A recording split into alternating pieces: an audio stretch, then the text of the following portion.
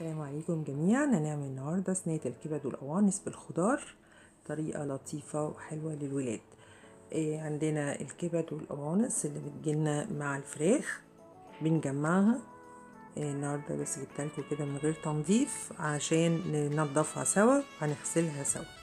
ومعانا ملح وفلفل وكزبره وكمون وليمونه وجزره وبطاطس وطماطم وفصين توم مهروسين وزبده، وده الخل والدقيق لغسيل الكبد. هنغسلهم مع بعض وهننضفهم دلوقتي.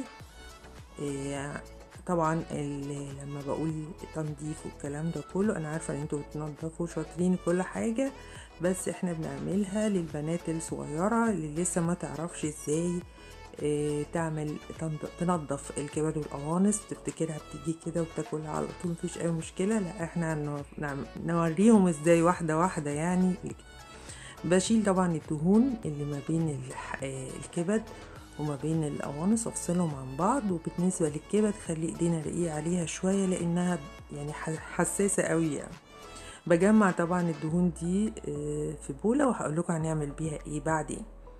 شوف واحدة تانية، الكبد زي ما انتم شايفين كده برضو بيبقى جواها ناحية القلب وناحية الحاجات دي، بشيل الكلام ده كله. كل ده بتعمل زفارة في الحاجة واحنا بناكلها، بتبقى مش مريحة.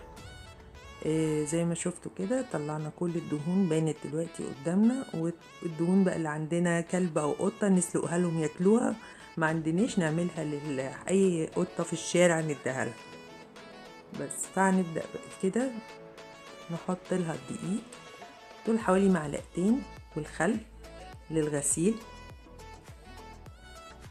بس نفركهم كويس. وبعد كده نحطهم في الحوض، يعني نغسلهم كويس بالميه زي ما احنا شايفين كده، وبنسيبهم شوية يعني برضو يعني 5 دقايق 10 دقايق كده. وبعد كده ناخدهم نصفيهم ونشطفهم كويس ونسيبهم شوية يتصفوا في المصفى.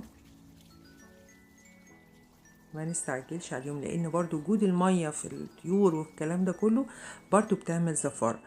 فاول مرة بنبقى نحس ان الموضوع تقيل شوية او الموضوع بياخد دبكة زي ما بيقولوا. لا، هي مش دبكة ولا حاجة، هي في الاخر هتطلع زي الفل وريحتها زي الفل. زي ما احنا شايفين صفيناها كويس قوي. نبدأ نحط عليها التوابل اللي عندنا، كمون وكزبرة وملح وفلفل. حابة تحطي طبعا حاجات اضافية دي بتاعتك براحتك، بس انا علشان لما بتتعمل للولاد بيبقى ما يلاقوش طعمها، يعني نكهات كتير في الاكل بتزهقهم من الاكل بمعنى اصح. هما بياكلوا كمان الكبد بالعافية، فبنفركهم كويس قوي. وبعدين الصينية بندهنها بالزبدة، نقطع طبعا الخضار ترانشات.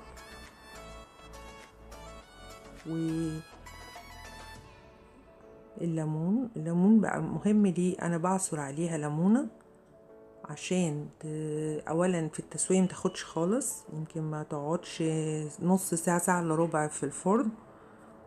وهناخد الزبده نفرك بيها في الصينيه زي ما احنا شايفين كده.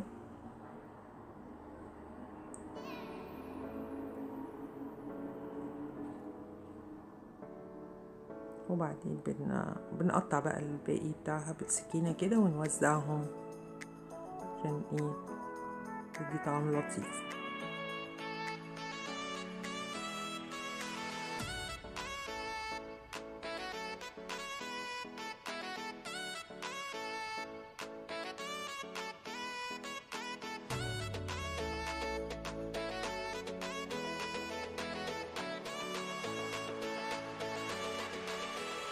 بحط الكبدة وبعد كده بحط الطماطم اخر حاجة، وبناخد الثوم نوزعه برضو على الكبد من فوق كده.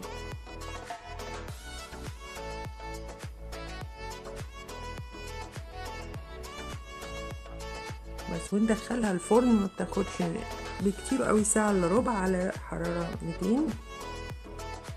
وبنقدمها بطريقة بقى جديدة، يعني عملنا كبد بالخضار وكده، ممكن مع سويت كورن ومخلل بدل الرز والمكرونة اللي هي الأكلات المعتادة. احنا هنحاول نغير شوية عشان منسقوش. ويا رب تعجبكم الوصفة دي، وبالهنا والشفا. تحياتي ليكم.